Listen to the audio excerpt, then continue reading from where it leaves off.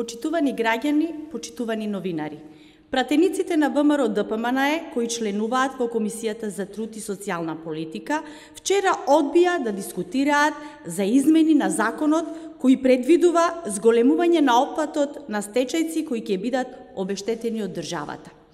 Истовремено, по завршување на дискусијата за законот за минимална плата, одбија да го стават предлогот на гласање, за тој да продолжи во понатамошна расправа. ВМРО ДПМНЕ, научена на земање од граѓаните, уште еднаш покажа дека е против новото зголемување на минималната плата, овој пат на 14.500 денари.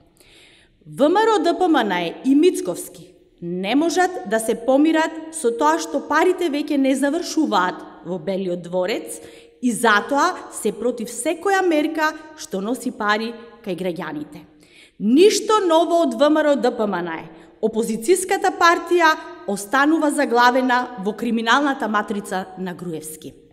11 години ВМРО ДПМНЕ беше против зголемување на платите.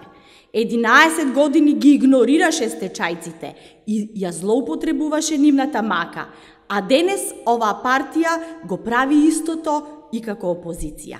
Јасно е, ВМРО ДПМНЕ и Мицковски не сакаат минималната плата да порасне на 14.500 денари.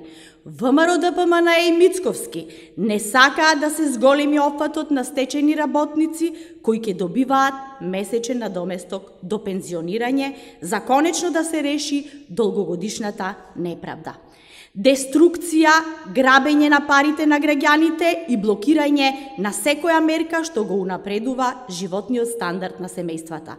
Тоа е понудата на ВМРО ДПМНЕ и Мицковски.